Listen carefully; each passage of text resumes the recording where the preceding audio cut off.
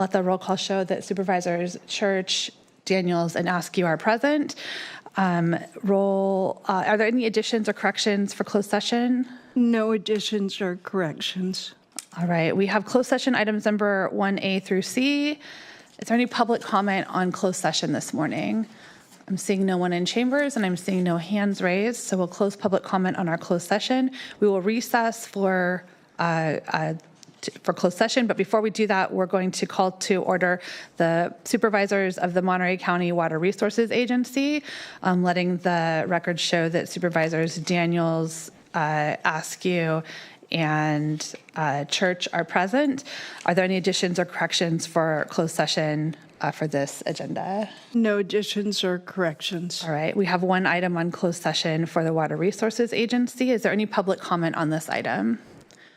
Seeing no one in chambers and no hands raised, we'll close public comment on closed session. We'll let the record show that Supervisor Alejo is present, and we will recess for our closed session items. We'll be back here at 10:30 a.m. for the remainder of our meeting. Thank you.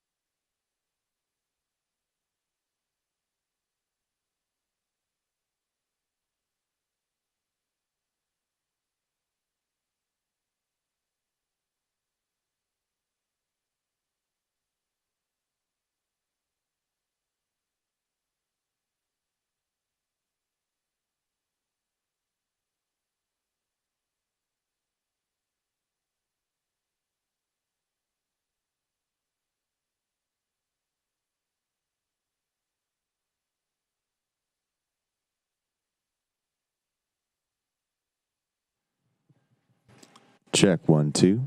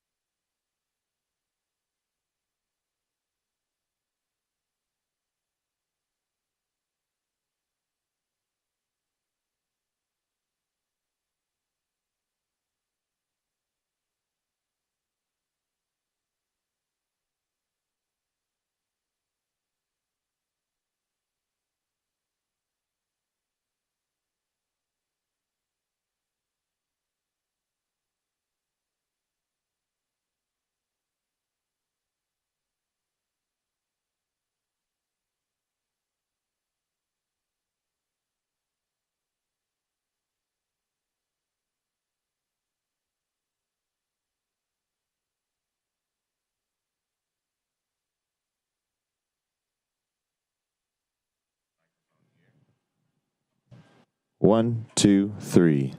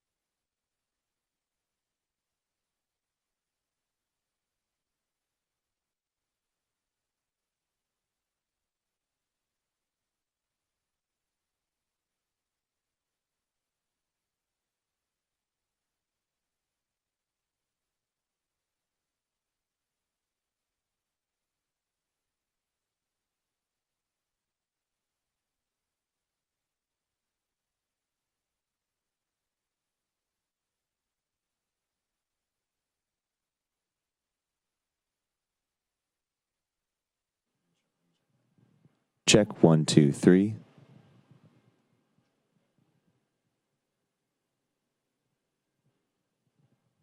One, two, three.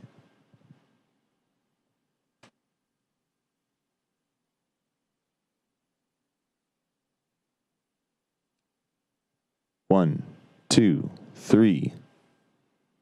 So I'm not hearing that on Zoom or.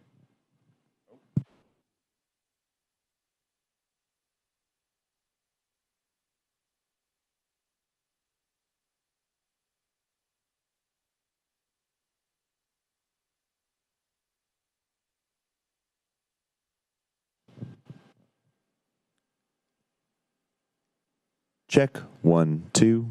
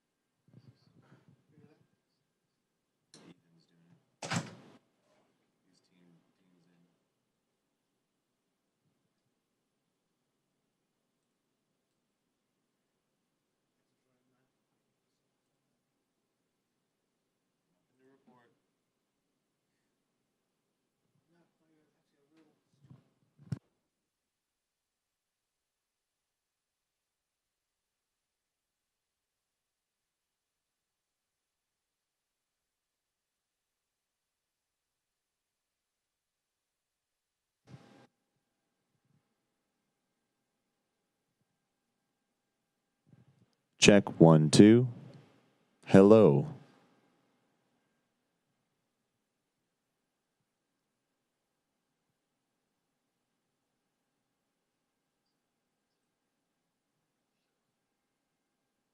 One, two, three.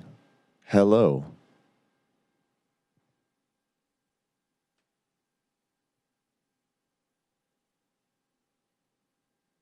I'm not hearing it.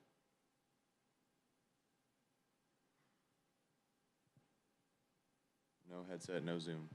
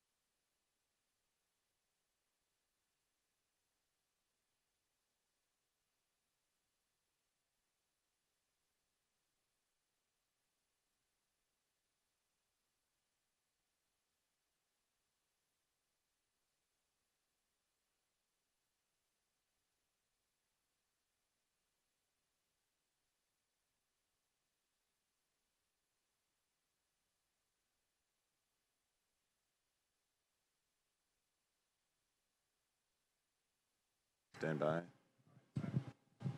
Hello. Good morning.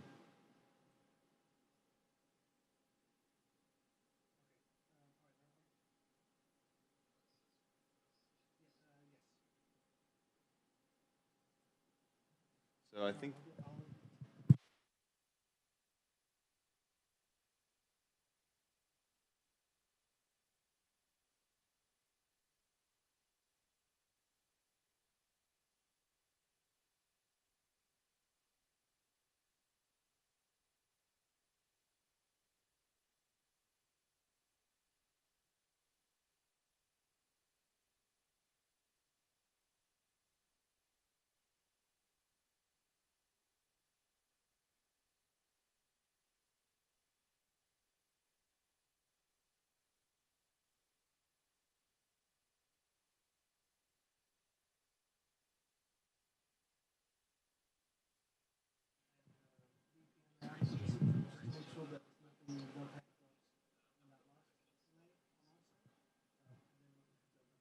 It's the Wordly BOS channel on the restream, right?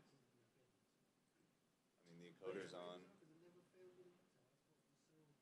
Encoder's on, YouTube's on, Facebook's on, Wordly's on. Wordly BOS.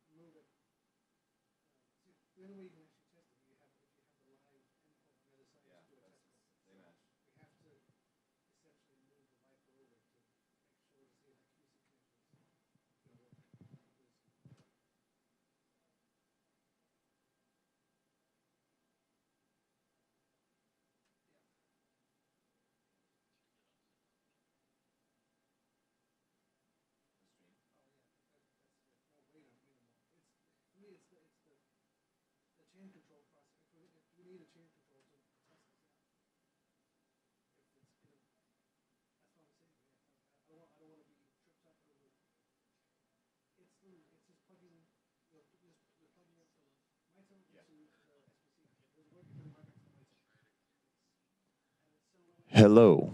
1, 2, 3.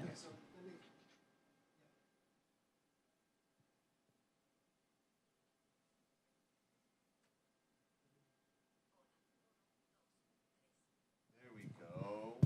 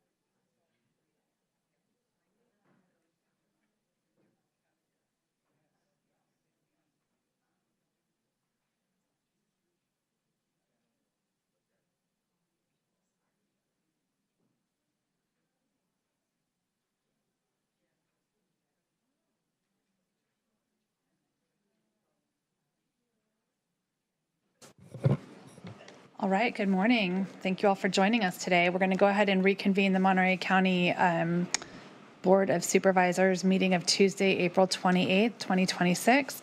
We'll let the record show that all supervisors are present, and we will welcome an announcement of our Spanish interpretation services by Diego Salas, who's with us remotely. Diego. Muy buenos días a todos. Mi nombre es Diego Celis y seré su intérprete en español-inglés para la reunión de hoy. Si usted está planeando hacer un comentario público y necesita servicio de intérprete, por favor hablar lenta y suficientemente fuerte para que yo le escuche. Favor de hacer una pausa al final de sus oraciones para asegurarse de que tengo la oportunidad de interpretarle. Muchas gracias. Thank you. We'll go next to the Pledge of Allegiance, if you wouldn't mind standing and joining me in the Pledge of Allegiance this morning. I pledge allegiance to the flag of the United States of America and to the republic for which it stands, one nation, under God, indivisible, with liberty and justice for all.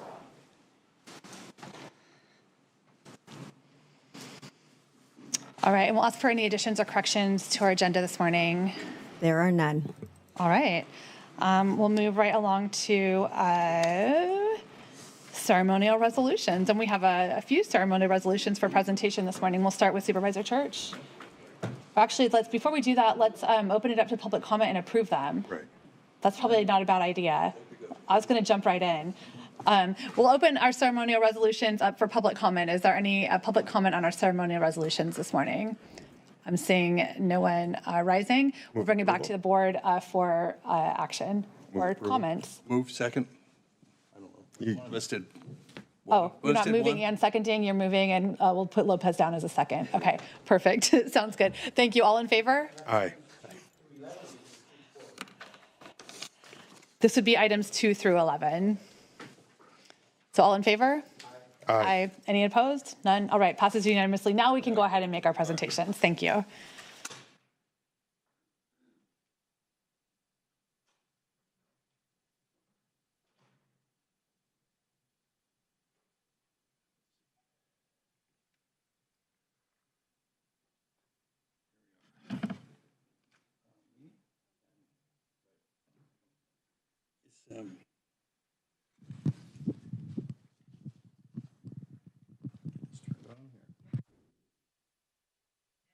It works. Yeah, there we are. Mimi Sheridan with the, let me get everything lined up here. Does anybody else want to come up here from, why don't you, Denise, and have you all come up here? You're with the Alliance of Monterey Area Preservationists. And I think we all really know Monterey County has some really deep history going back, of course, the indigenous peoples, but for California history itself, with under Spanish and Mexican rule, of course, Monterey was the capital, and it was the site for the Constitutional Convention for the state, and I think I don't think there's any other place in California that has that kind of deep history. So it's always really great to be able to go through and give some recognition to all those many landmarks that exist, and that has a significant role. Monterey County does, particularly Monterey, which was where the bulk of people were living up until 1850. But what's interesting is it's really all the old buildings and the old structures are really all encompassing. They go from commercial buildings to residences to missions to churches to lighthouses to archaeological sites, and it's more than just preserving, because there's a lot of economic development that comes in from and opportunities that come in. People come and visit this, and it's one of the reasons they come here to Monterey County too, is because of our rich historical history onto there. And so this month, back in 1973, the National Trust for Historic Preservation initiated this is Preservation Week in 1973, and today, May is observed as National Historic Preservation Month throughout the United States. And it's as I mentioned, with the significant role that Monterey County has here and in history in California, it's particularly, I think, important for us to give that kind of recognition here. So it's a real pleasure on behalf of the board here to Monterey County to present this and give this to you here. And would you like to say a few words? I just want to say thank you very much for the board and Supervisor Church for taking this time, because for some reason this has not been done in Monterey County, or lots of places have sort of ignored Preservation Month, and I thought it was really important to do it this year because, as he said, it is so important to our history, to our economic development, to our cultures throughout Monterey County. Culture is important, and it's seen in our buildings as well as our people. So I'm really grateful that this is being done. The Alliance for Monterey Area Preservation, it's always hard to say that, has worked for more than 3 decades on these projects. So it's really great that it's being recognized now. Thank you to all of you. Thank you.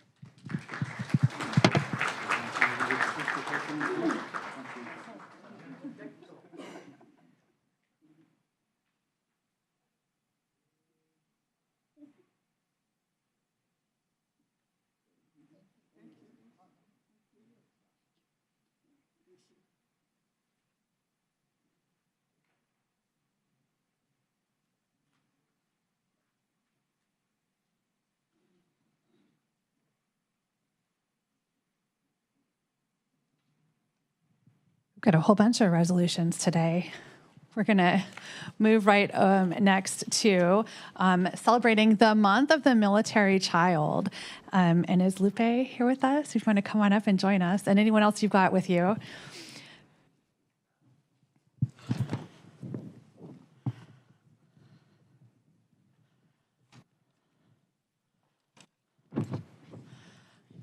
Okay, and I'm going to hand this to you to hang on to.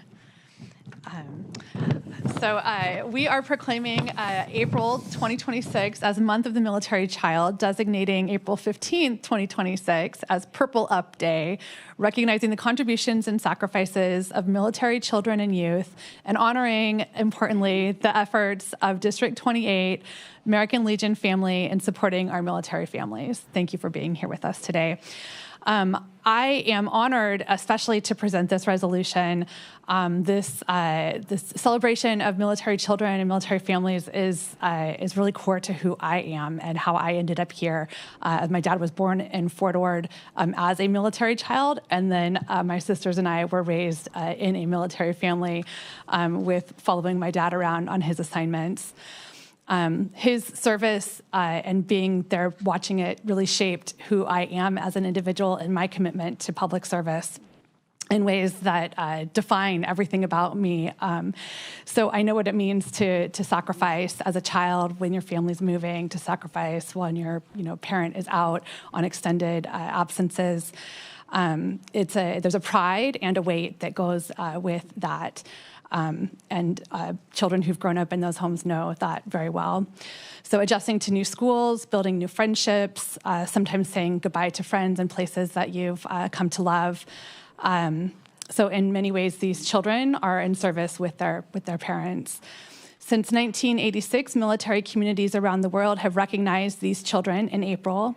The official flower of the military child is the dandelion, which I think is relevant and telling because these military children are resilient. They put down roots and flourish anywhere that they get scattered around. It could be the world. So here in Monterey County, we're home to one of the most significant military communities in the nation.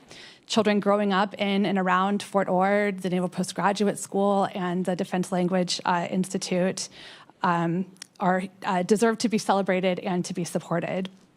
So Lupe, thank you for your service as chairwoman of District 28 and the work that you've done to dedicate yourself to ensuring that all of these military children and their families feel the full embrace of this community while they happen to be stationed here.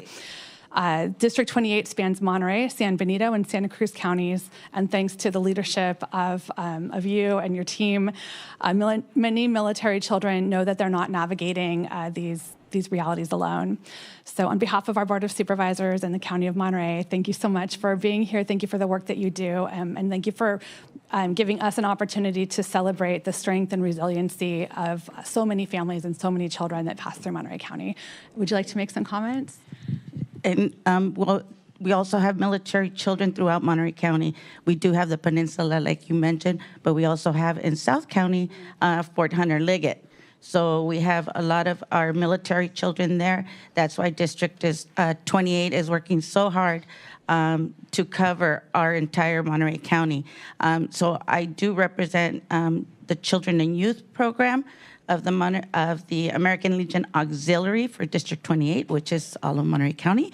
But then here we have our president from Unit, I forgot my 694. That's my own unit too, and I forgot. From Marina. Thank you so much, Janet Wogmuth, president of 694 and the second vice president for District 28. And, our objective for our auxiliary families is to supporting those family members, their children, the veterans. And so we're just happy to be here and be recognized for all of the work that we continue to do and will continue to do for the district. And our American Legion family not only includes our auxiliary, it also includes our legionnaires and sons of the Legion, and we are happy to have our representative from District 28 Legion. I'll make mine brief. I'm with District 28's executive committee. I applaud these gals for doing, because as a veteran, we forget that our kids, our families stay home while we're off doing what we got to do. So I think more than ever, this resolution is very important, that they realize that they aren't alone, that they are thought of, they are, we do care about them. So, thank you. Thank you.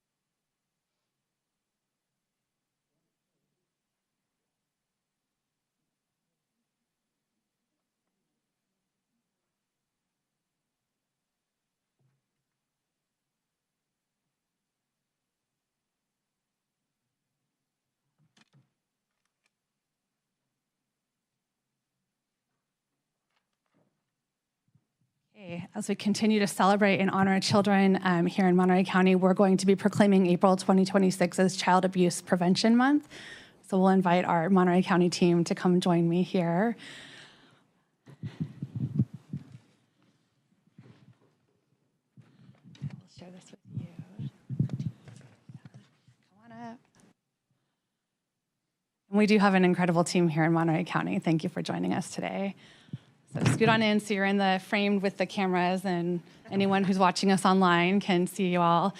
So every April we pause to talk about something that is hard to talk about, and a commitment to public service that is challenging. But what we need to remain committed to is taking action to protect all of those most vulnerable, our children here in Monterey County. So child abuse prevention, as you can see, is not the responsibility of a single program or agency. I'm standing up here with multiple county departments who all work together in service to this challenge. It's a web of relationships between neighbors, between teachers, doctors, social workers, families, law enforcement. And it's built on the belief that every single child in our county deserves to be safe, to be loved, and to be free from harm. I want to take a moment on behalf of my board to recognize the people and organizations that weave that web every day.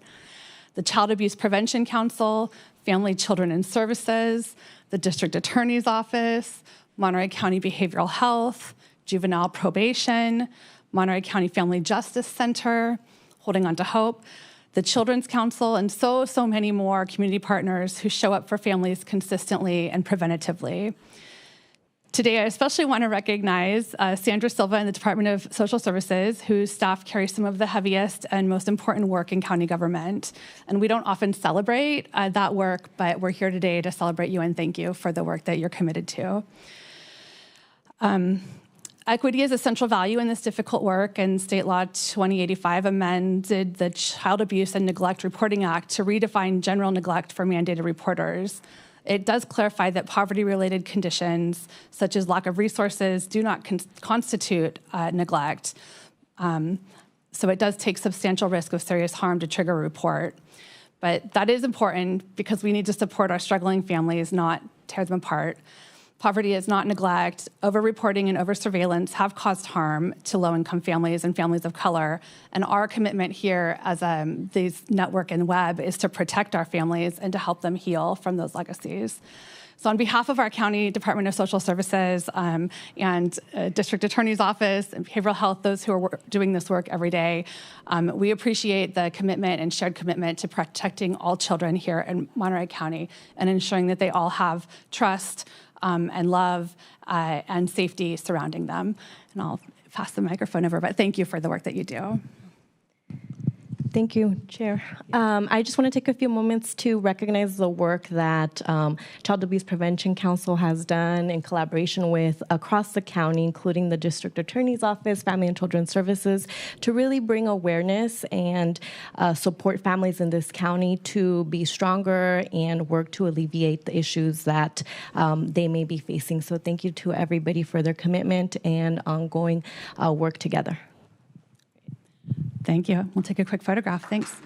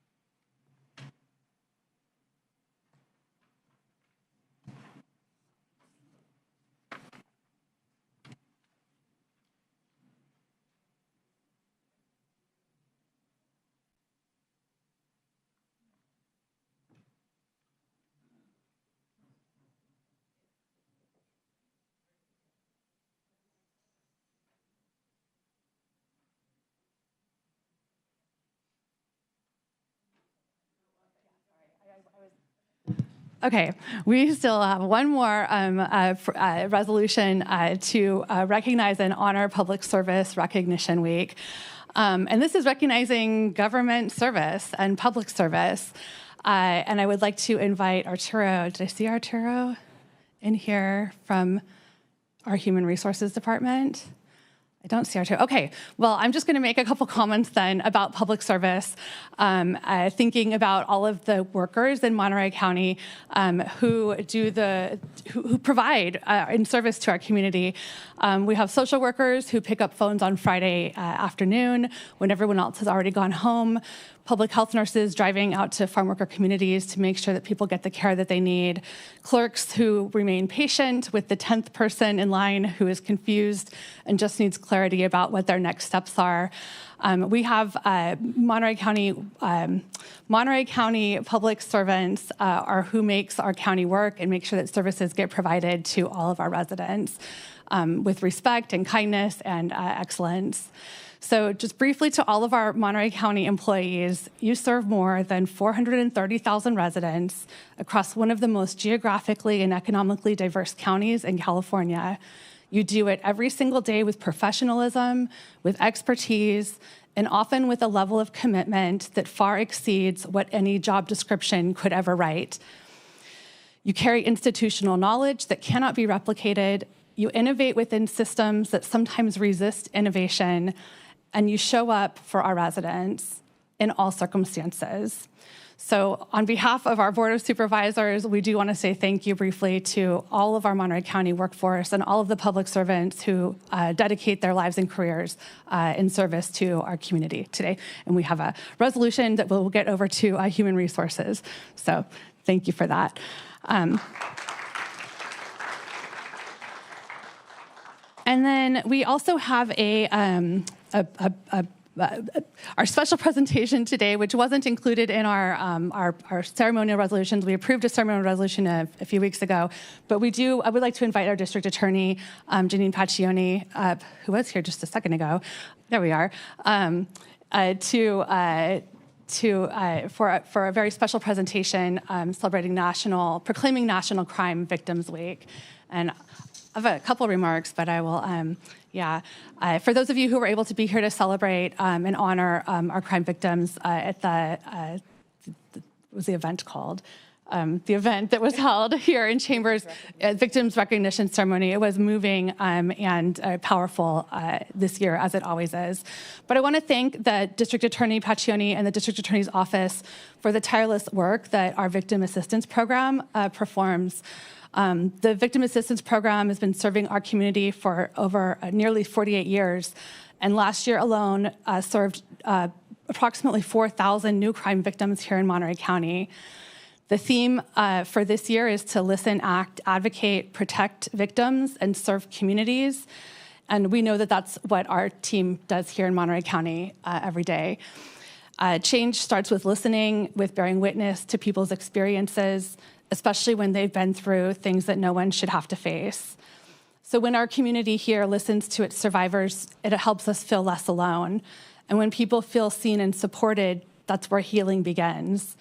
And that healing is critical for survivors and for their families and for our entire community. I want to acknowledge that listening is just one step in that process, and that the responsibility to act, to make sure survivors have access to the services, the support, and the justice, importantly, that they deserve.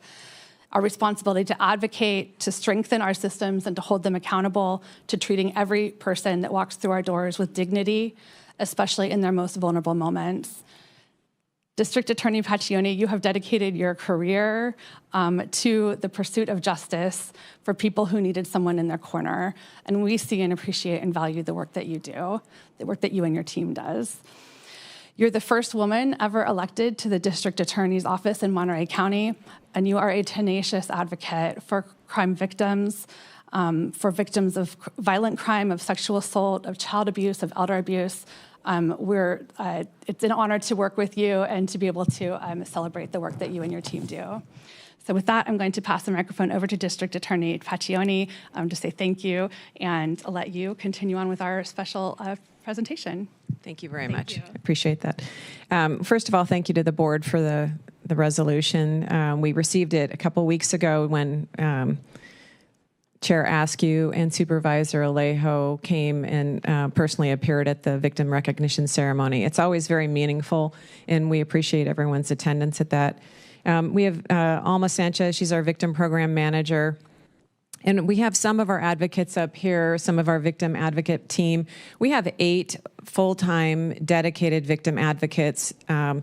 These are 8 women who have provided those 40,000 services, close to 40,000 services to the 4,000 victims. And those are actually state mandated services. Those aren't even just voluntary services. Those are minimum that we are required to provide. And it's done by 8 dedicated women. And now we have a couple of interns from CSUMB, which we're always thankful for, and help do that service. Some of our advocates aren't here today because they are in court supporting victims, or they're having victim meetings. And then, of course, we can't do it without our trusty best employees ever in the DA's office, Armani and Norma Jean, who always has a smile on her face. But thank you for the recognition. And I can't say enough about what these people do. They really do make the difference between a survivor and a victim. I'd just like to invite my colleagues to come down and join us for this photograph. Thank you.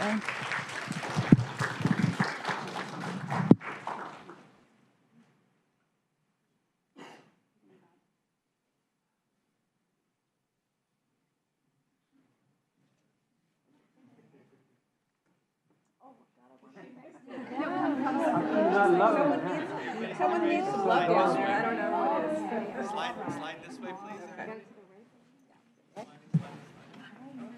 Coming over here.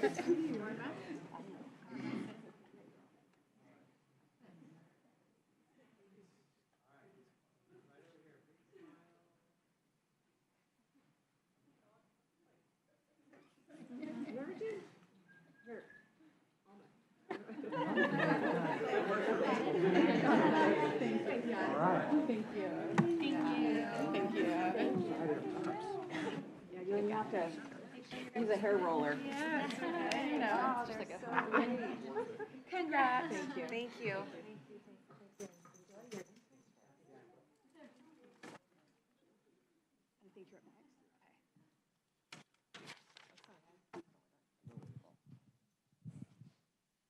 All right, is Lori here? Come on up.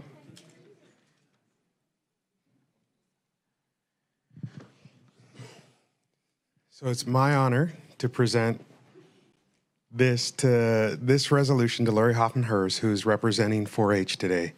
This year marks 100 years of 4-H in Monterey County. No simple feat. 100 years. And I was thinking about it. That means, as we've seen, that it's those folks who came through the program, who've graduated, who've come back to be the backbone of this program, to preserve its impact on youth. Here in Monterey County, as we know, we set the model for many around the state. And it's just fitting that this week, my son, who is 6, and my wife are doing 2 presentations to do different 4-H's in Southern Monterey County around their Bs. And it's that opportunity that helps bring kids who may not live near agriculture every single day into the world, that provides so many opportunities to learn. And as this reso points out, it's 4-H students who thrive in STEM careers because of the foundation that they have through the programming offered through the program. It's critical that we continue these programs. When times got tough here in Monterey County, this board supported 4-H, put forward money when the state cut funding to the program to keep it alive. So marking 100 years is not a mistake. It's something that we've seen as important and something that we've invested in over the years to make sure that this opportunity continues to exist for the youth of Monterey County. I never wore the whites, but it is one of those things that brings a smile to my face, especially at the fair every year in King City, to see the pride and the work ethic that comes from the programming available to every student throughout Monterey County, because there's a lot of scholarships that help make it happen. Every year I do work the ring and see kids from all the way down in Templeton and throughout San Luis Obispo County and pretty far north who come to participate in our fair wearing their whites. 4-H does so much for the youth of Monterey County. We wanted to stop today and congratulate them on 100 years of impact here in Monterey County. Let's give them a round of applause. Thank you so much. Boy, I am in great company with some awesome organizations that came out today to be recognized as well, and 100 years, so that's even better. I brought with me some gifts for our board today, and I think you're going to find them very fun because we did start in about 1925, 1926. That's when clubs began to get their names. We can find through our research that they were called agricultural clubs prior to be called 4-H clubs. So in about 1925, 26 is when we see the names. So I actually have photographs of children who were actually in the program in 1925. We made bookmarks of them, and I think you'll find fun with our representative who came from Mission, which was Bob Bianchi. And then from Carmel Valley was Virginia Schulte. And then Stanley Folletta from San Ardo. Just to name a few, those are probably some recognizable names in this community to know that they were the beginning members of 4-H. That's really outstanding. The program is a part of the University of California. We do enjoy being a part of Monterey County. We think that our history is awesome. I invite individuals who are alumni, which, hello, I see alumni here today. That's always exciting. We ask that you come back and connect with the 4-H office. Because it's our centennial year, we're asking that you fill out a survey because some of our record keeping was a little light during those years. And so we really need to have our alumni come back, check in.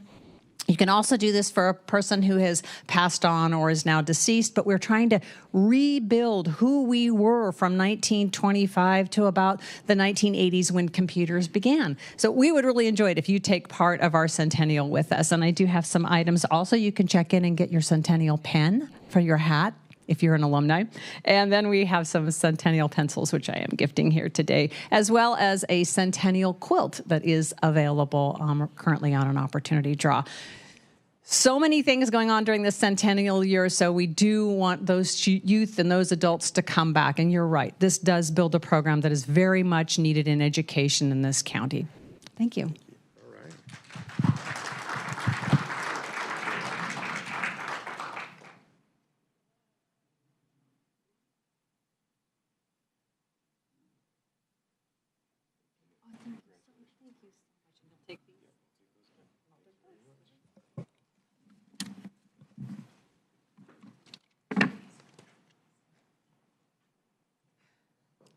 All right. Well, it is a pleasure to have everyone in chambers with us this morning. Thank you all for being here and giving us the opportunity to celebrate the work that you're doing in service to our community. Thank you. Okay, so we didn't take action on item 12, but we did have the special presentation for National Crime Victims' Rights Week with District Attorney Paccioni. So we can now move on to our appointments today, which is item 13 through item 13 through 17.1. We'll open that up to public comment for anyone in the public who would like to comment on our appointments. I'm not seeing anyone come to the front. I don't see any hands raised, so we will close public comment on our appointments, bring it back to the board. We have a motion from Alejo, a second from Daniels. I just had one comment on item number 17.1. This is an appointment to the North County Recreation and Parks District. And the way that it's agendized indicates that it's representing District 2. And I just want to make clear that the North County Recreation and Parks District is a full district. The district is governed by 5 members, board of directors, but those board members are appointed by the full Monterey County Board of Supervisors.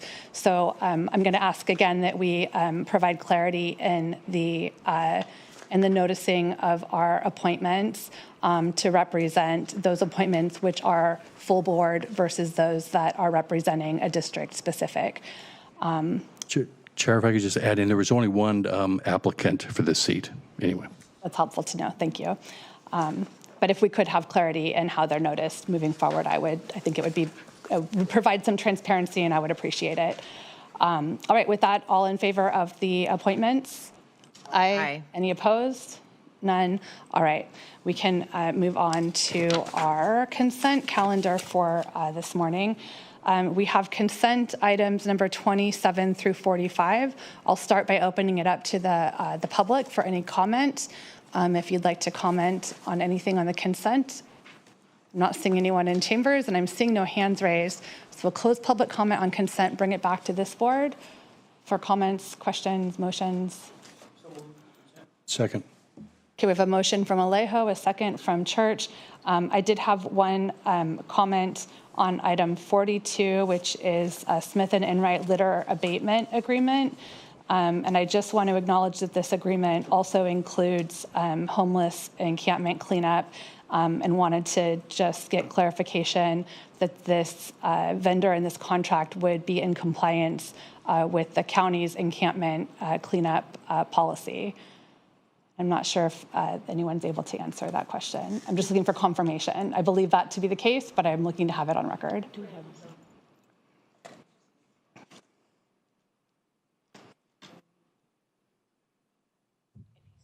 Good morning, Chair and members of the board. This is Randy Ishii, Director of Public Works, Facilities and Parks. You raised an excellent question with regards to the county's homelessness encampment policies, Chair Rudascu. Before any homeless encampment work is initiated, County Public Works, Facilities and Parks does meet collaboratively with the county's ERT team, that's Echo Romeo Tango team. That's the encampment resolution team. And we make sure that we go through a very rigorous process of ensuring that outreach services and services generally are provided through the county's homelessness strategies and initiatives division, as well as the contracted vendors who do the outreach services. And so there is a large broadcast of outreach that is done before the posting of the pending encampment cleanup, and then ultimately leading to the homeless encampment cleanup itself. And there is storage that is offered to these individuals as well for their belongings. Great. I'm available for any further questions if you have any. Thank you. Thank you, Randy. I know we worked hard on that policy, and I just wanted to be clearly on record that this contract would be in compliance with that with that policy. All right, with that, we can take a vote. All in favor? Aye. Any opposed? None. All right, passes unanimously. We'll move on to, we will move on to, okay, thank you. Recessing the Board of Supervisors for the Monterey County Water recess this Board of Supervisors to reconvene the Monterey County Water Resources Agency. Let the record show that all supervisors are present. Are there any additions or corrections to our Water Resource Agency agenda this morning? There are none. All right. We'll open up general public comment for the Water Resources Agency. We will have general public comment for the board shortly. Hang tight. I don't see anyone approaching for Water Resource Agency public comment. Okay, we have one item on the consent calendar for the Water Resources Agency. This is item number 2. Any board, I'll open that up to public comment as well. Any public comment on our consent calendar for Water Resource Agency? Seeing none, we'll bring it back to the board. For action. Okay, we have a motion from Alejo. Second. A second from Daniels. All in favor? Aye. All right, thank you. Passes unanimously. We will now recess the Monterey County Water Resources Agency Board of Supervisors and reconvene the Monterey County Board of Supervisors. Let the record show all supervisors are present, and we will now open up general public comment for the Board of Supervisors. This portion of the meeting is reserved for anyone to address the board on matters that are not on our agenda today but are otherwise within our purview. And we have 2 minutes on the clock for every public speaker. And I'll just ask that you help monitor the time so that I don't have to interrupt. Thank you. As resident, I rise in Earth Awareness Month to bring more awareness to the lack of transparency in regards to pesticides. There was a very critical meeting with the state California Department of Pesticide Regulation as they held an Environmental Justice Advisory Committee meeting last Friday at City Hall. I invited all of the Board of Supervisors as well as all of Salinas City Council. The only one to show up was Andrew Sandoval. I'd like to publicly thank him for being there, commenting, and extending the time because they were going to shut the meeting down at 8:30 with only half the material covered, and he extended the building till 10 o'clock. I greatly appreciate that. Several key recommendations were made by this advisory committee. Whether or not they'll be taken into full account by CDPR remains to be seen. Some of their recommendations included 1-mile buffer zones around schools, phasing out organophosphates and fumigants, expanding air monitoring to include high-volume areas like Salinas, salad bowl of the world. I'm very disappointed in CDPR that they created a system that eliminates us from the get-go. Their prioritization of where they're going to put air monitors excluded us because there is one in Monterey County. Pajaro is supposed to monitor Monterey and Santa Cruz County. I find it ludicrous and criminal that we don't know what we're breathing. A couple reminders. This Friday, May 1st, is the deadline for written commenting on spray days. I urge you to comment, to ask that it be expanded so that we know exact location and so that there will be more data available that's meaningful and they'll do something with it. When I look at the environmental justice plan and the data that came out, it's appalling. When I look at Chamaco's research, Silent Spring, Rachel Carson. How long has this been going on and we don't have any data? It's criminal. Please speak out. There are several other public deadlines. I've given them to you previously. All the public needs to get involved. Thank you for your time. Hi, Peter Zelai, Salinas. Later today, you're going to receive a report from Monterey One Water about a rate study that they conducted at a cost of about $138,000. The rate study was supposed to look at how to be more equitable in providing service to folks. Right now, they bill customers. Peter, sorry to interrupt, but for public comment, this would be for items not on the agenda. Okay. If your comment's on an agenda item, we would just ask that you comment during that item. But it's an informal presentation without opportunity to comment. Oh, there will be opportunity to comment for sure. On every item that we have agendized, we will definitely include opportunity for comment. Okay, I misunderstood. My apologies. I misunderstood. Yeah, I apologize. Yeah, thank you. Thank you for understanding. Is there any other public comment with us today? I'm not seeing anyone in chambers, and I'm not seeing any hands raised.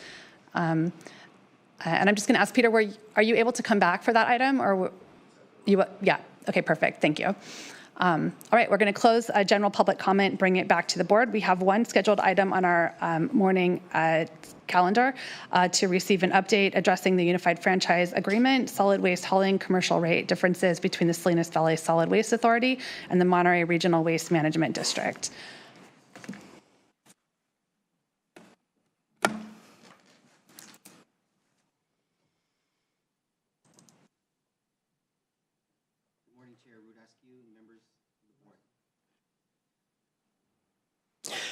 Good morning, Chair Rudasky and members of the board. My name is Rick Encarnacion, Director of Environmental Health Bureau Chief with the Environmental Health Bureau, County of Monterey. I'm here today with Ms. Marnie Flagg, the Assistant Bureau Chief, Assistant Director of Environmental Health Bureau, and also Carice Walters, our Management Analyst 3, who oversees our Unified Franchise Agreement, and Mr. Jeff Duhamel, Consultant from Muni Environmental, who should be online. I also like to acknowledge Ms. Liz Hall and Tim Morris from Waste Management, who's also in the audience. With that, we will turn it over to Marnie Flagg to do the presentation. Good morning. Today we are providing an update on the findings of an independent rate study addressing the Unified Franchise Agreement, or UFA, solid waste hauling commercial rate differences between the Salinas Valley Solid Waste Authority and Monterey Regional Waste Management District regions. The current UFA agreement was approved on December 3rd, 2024, with Waste Management to provide services in the unincorporated Monterey County. In April of 2025, the board directed EHB, Environmental Health, to conduct a commercial rate cost comparison between the East and West regions. This is a visual of those two different regions. The county is broken up into the West and East regions. The West region covers 853 square miles and includes peninsula cities and unincorporated areas. The East region covers 2,450 square miles and includes valley cities and also unincorporated areas. For this independent study, Environmental Health contracted with Muni Environmental to conduct an analysis of the commercial rate differences. Muni received a total of 18 documents to support initiation of the review process from Waste Management, Salinas Valley Solid Waste Authority, and the County of Monterey. Muni conducted a data-driven and quantifiable assessment. For comparison of the rates, the study used the cubic yard methodology, which focused on permanent commercial front-loader bin services. Factors evaluated were generator service configurations, total cubic yards serviced, pounds per cubic yard, and the associated operational costs. We had a few key findings that we'll highlight here. There was lower material density in the East, a higher disposal cost per cubic yard in the East, higher fuel cost per cubic yard in the Eastern region, and greater route miles and hours per cubic yard in that same region. There were service configuration differences as well, and more volume serviced with less mass collected.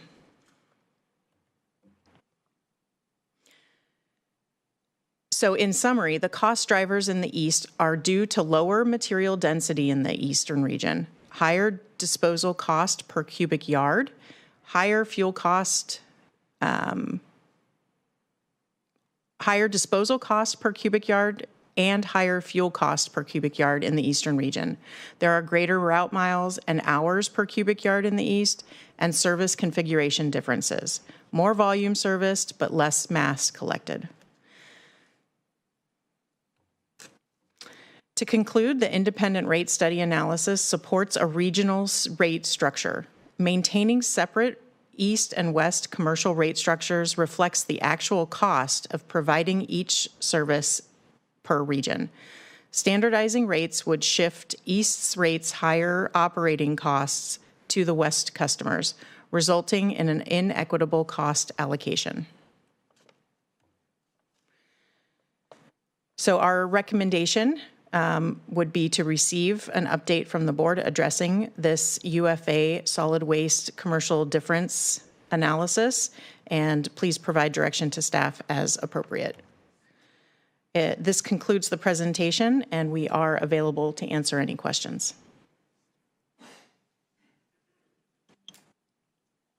Thank you. We'll open it up to public comment first.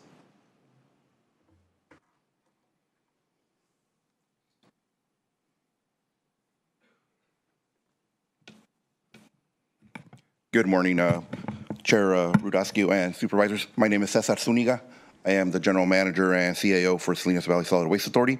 As you may be aware, Patrick Matthews retired in December. He had hoped to be involved in the discussions but could not be here today.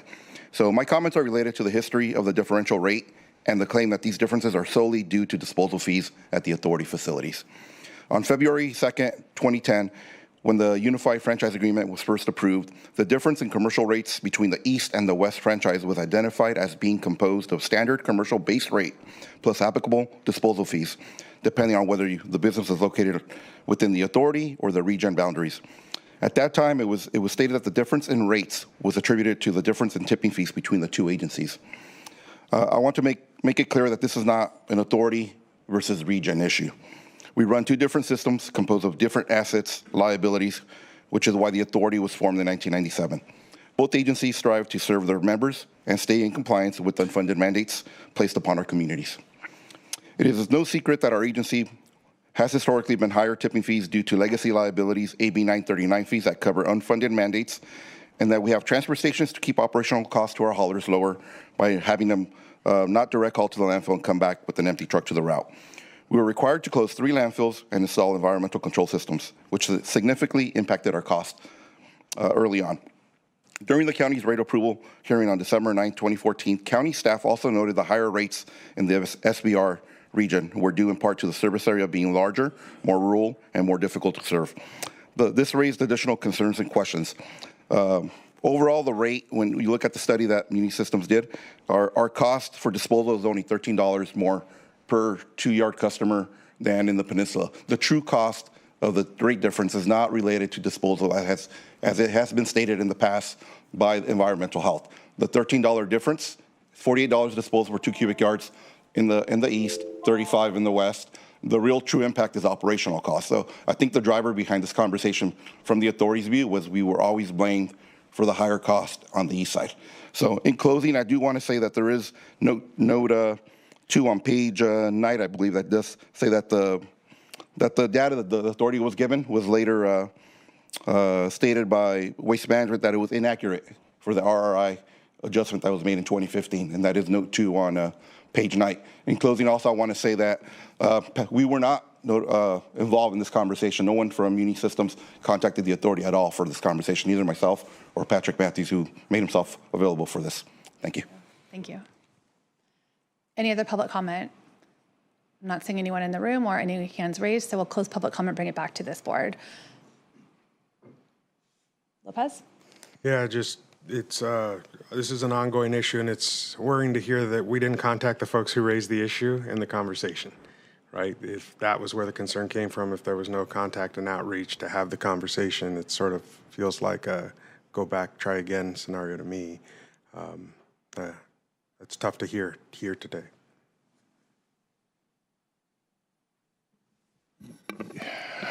Yeah, I appreciate the study. I know this is, again, it's an ongoing issue, but I'm the difference in cost is 54%, which is really significant.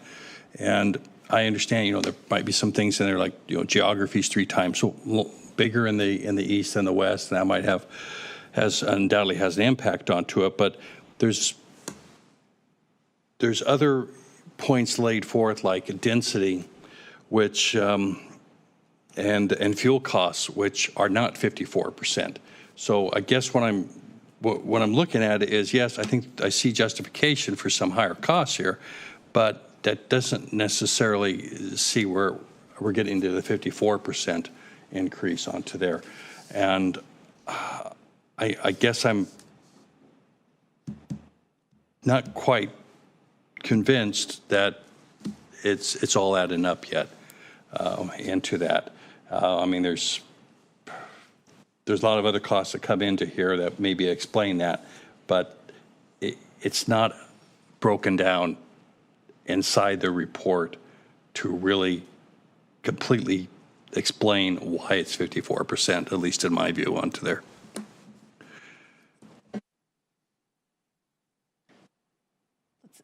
Take the initial question back to staff. And I guess the question would be around the scoping of the request for the rate study and if there was an expectation or why we didn't consult with the agencies that were part of it. And I'm guessing that was we drafted a scope for the rate study and it was limited and maybe we just have staff respond to those questions. Sure, thank you, Chair Askew. Our consultant is available via Zoom as well, but the data given to us by Mr. Matthews was what he said he wanted us to analyze, and so we passed that information along to our consultant. And is the consultant available online to comment on any additional information that would have been valuable to have, or? Jeff. We have Jeff online. Good morning, Jeff Duhamel with Muni Environmental. Go ahead. The information. Speak up we need to get the volume turned up. Okay, there we go. Yeah, the information that was provided was voluminous in that it reached back for many years in different reports, and I did see many different arguments and directions to come at this in response. The direction that we were given and how this report was put together and the conclusions were made was look at the operational component and find the difference to substantiate this 54% difference in the operational, and then obviously the carry on of the disposal component, which is over 70% difference. So when we take all of the categories, independent categories, as I've listed in the report, you can see that there is argument for the difference. Now, the supervisor just mentioned a moment ago, which is, I think, was an excellent question and something that would not take that much more work, is can you break that down in the actual rate? Obviously, there's multiple different rates, whether it's residential or commercial for a roll-off or a 3-yard bin or a 2-yard bin twice a week, 4 times a week. So there are many different components, but there is further steps that we could take. But what we do have is adequate information. Would a conversation been appropriate? That is up to Rick and Marnie on that. The more information I receive, the better. But conversation is not fact. Data is fact, and so that's what I analyzed was data, not arguments. There were plenty of arguments I noticed over the last couple of years, and some of them are very valid and they do impact these rates.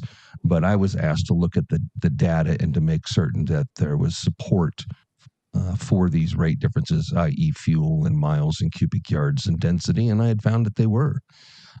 That should Great, thank you. be the final response there. Thank you.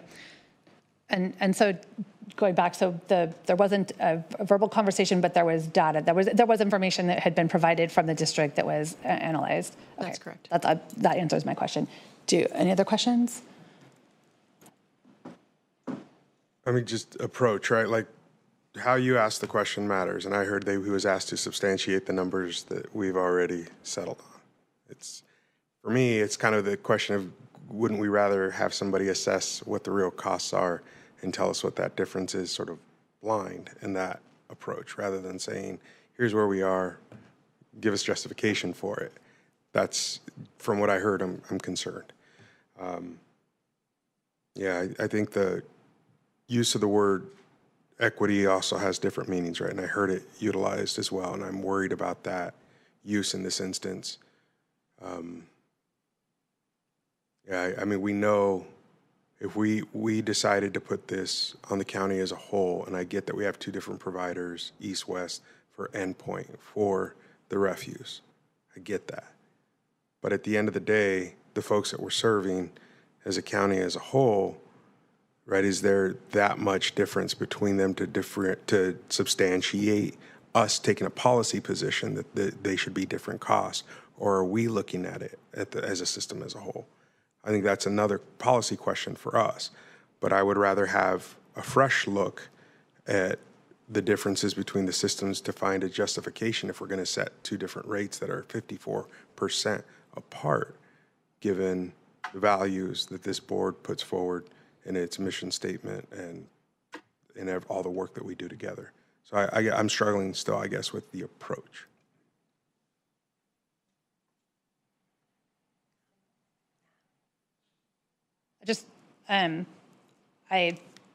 I think that how we frame questions and how we, like, that's what I was asking about the scope, like what is the scope that we asked to have looked at. I think that is relevant. I just also want to comment that, going back in time, not to reopen past settled decisions, but, we did look at the opportunity for the Salinas Valley to be annexed into the region service area, recognizing that there could well be lower costs overall. And I'm just going to read straight from the MSR that was last done on region. If the county or other member withdrew from the voluntary authority, the Monterey Regional Waste Management District is capable of providing vital solid waste services to affected residents in the 1982 sphere of influence area, potentially at a cost equal or lower than current service costs. So continuing to recognize that it's important to maintain the current sphere of influence to possibly facilitate future provisions of service to that area, whether by contract or annexation, if requested by the citizens of that area. So, I'm also cognizant and recognizing, there's a whole series of decisions that have been made that get us to where we sit today. And so, yes, looking at this one particular fee, but also looking at the other decisions that regions have made.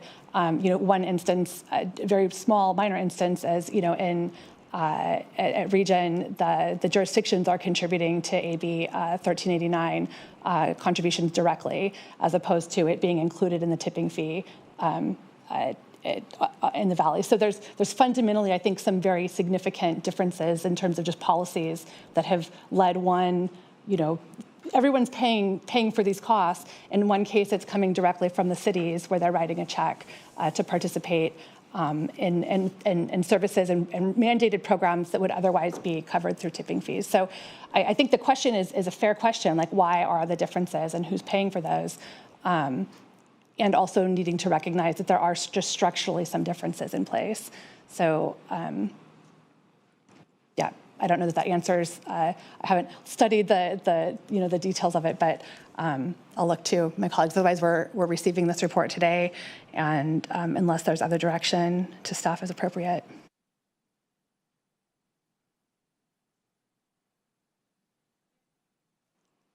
So it's without seeing anyone jump for the microphone, and we're going to receive this report today. And I move thank you to staff, thank you to the consultant, and we will move on to our next item, which is an early recess to lunch. Unfortunately, we will be recessing back into closed session as a board for a number of additional items that we didn't get to this morning. We'll be reconvening back here at 1:30 p.m. For our afternoon items.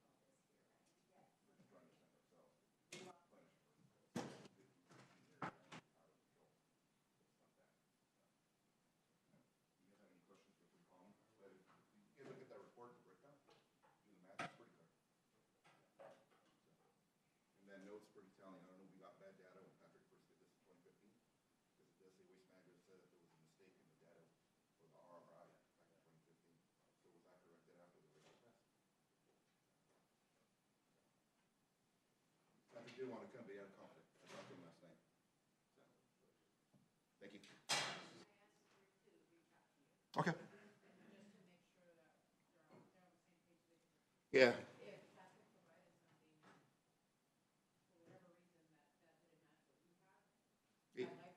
It matches. I think the report just kind of makes it sound like disposal agencies are the reason for the different cost, and it's not. It's an operational cost. Yeah. Definitely. Okay. Sounds good. Thank you.